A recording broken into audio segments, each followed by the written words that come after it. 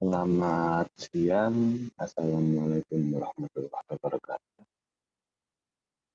Pada hari ini saya akan analisis forecasting dan productivity dan location pada operasional usaha jasa penggerak, yaitu studi kasus di UMKM Basalas yang Rahma Teknik, disusun oleh saya sendiri Aldev Stefanda dengan NIM B11 2018 0534.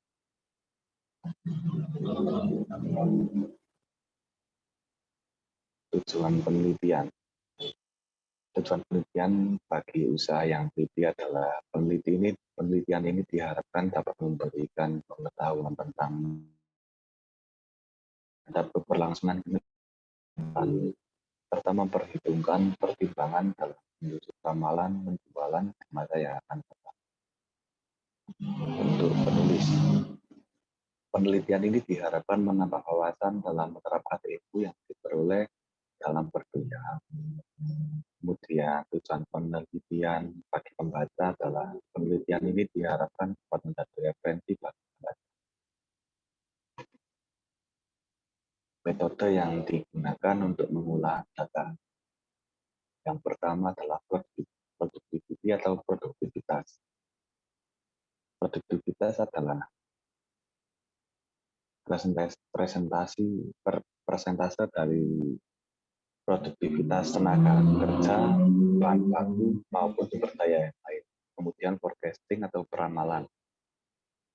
Peramalan ini ditujukan untuk memperhitungkan atau memperkirakan pesanan yang akan datang ataupun barang yang akan ditargetkan itu seberapa. Kemudian location atau lokasi. Lokasi ini berfungsi untuk menghitung skor dari tempat yang akan digunakan untuk membuka usaha baru. Productivity, kasus productivity pada perusahaan ini adalah, atau UMKM ini adalah perusahaan El Rahmat pada bulan ke-11 dan ke-12 menghasilkan produk sebanyak 190 meter persegi di bulan ke-11 dan 175 meter persegi di bulan ke-12 dengan pemakaian masing-masing sumber daya dan masing-masing gayanya terlampir di tabel berikut. Pada bulan mana produktivitas perusahaan tersebut lebih tinggi dan berapa selisih produktivitasnya. Pembacaan tabel.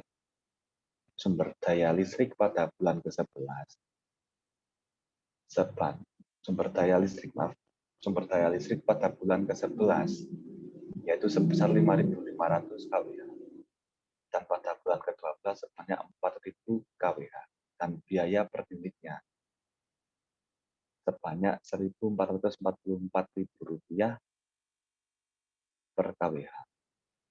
Kemudian sumber daya bahan baku pada bulan ke-11 sebanyak 7.200.000 dan bulan ke-12 sebanyak 6.800.000.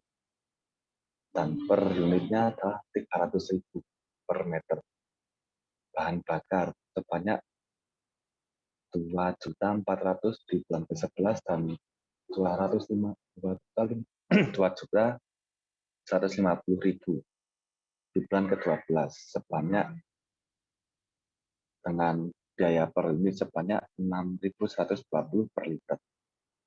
Hal tersebut saya buat 6.120 karena untuk mempermudah, karena yang digunakan adalah bahan bakar dengan harga yang berbeda.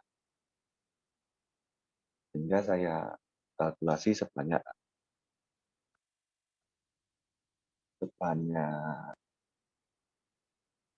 harga solar dan bensin. Harga solarnya sekitar 5.150 dan harga bensin seharga 7.650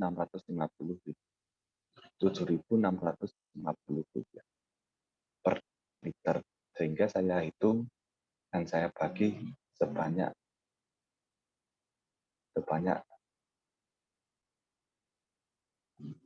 itu, sehingga saya dapatkan angka 6.120 dan tenaga kerja di bulan ke-11 sebanyak 7.800 dan bulan ke-12 sebanyak 7.200 dengan biaya per unitnya 65.000 per orang. Kemudian tabel hasil perhitungan. Tabel hasil perhitungan ini saya dapatkan dari perhitungan di aplikasi POP sesuai dengan tabel di atas, kemudian saya input dan hasilnya seperti ini. Pembacaan tabel, kesimpulan dan saran dari perhitungan productivity.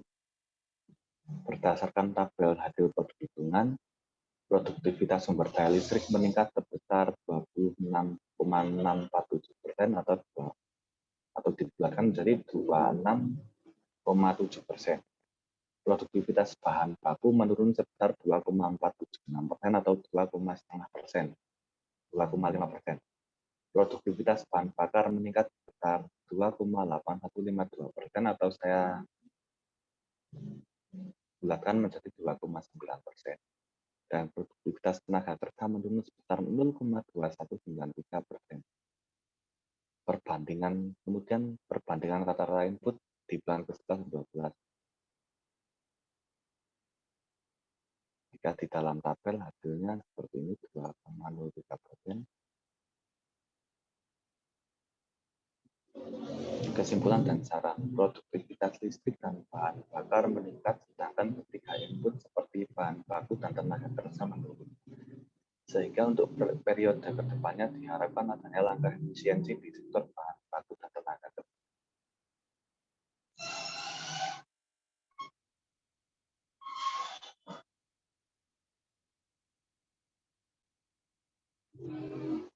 Kemudian yang kedua adalah forecasting. Kasus forecasting pada perusahaan Rahma menghasilkan produk tiap harinya dengan produksi per bulan dalam meter persegi sebagai berikut.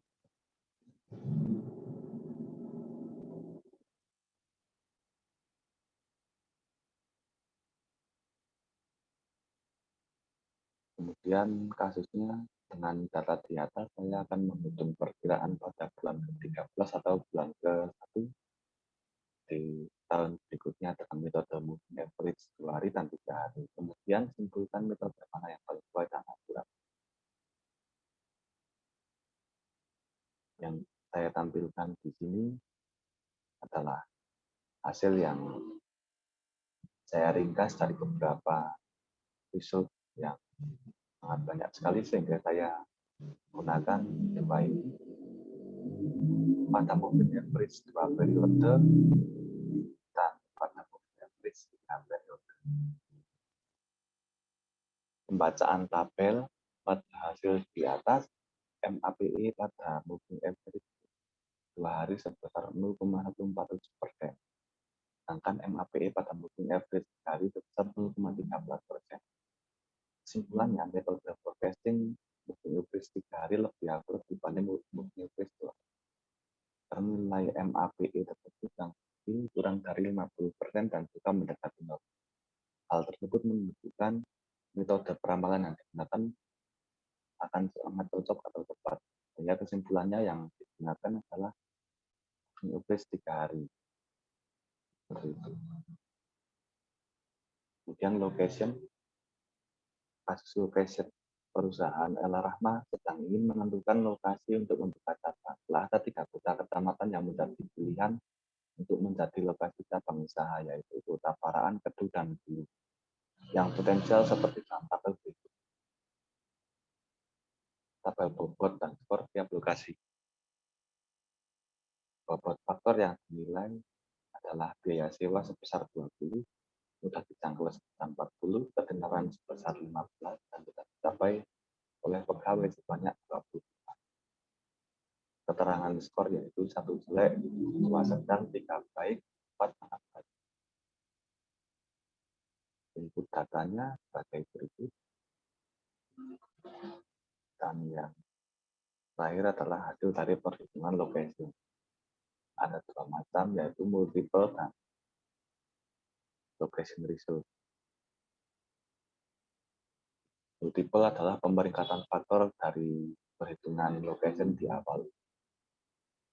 Kesimpulan dari tabel di atas adalah keterangan dari hasil penghitungan menggunakan aplikasi POM. Kutaparaan memegang skor sebanyak 320, Kuta Kedung memegang skor sebanyak 235, dan Kuta Bulu memegang skor sebanyak 220. Sehingga bisa disimpulkan skor tertinggi adalah Kuta Paraan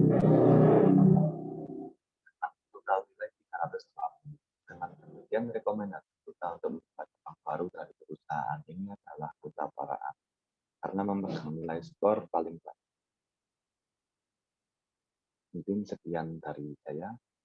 Apabila ada kesalahan kata maupun kurangnya data yang saya ulah, saya mengucapkan banyak-banyak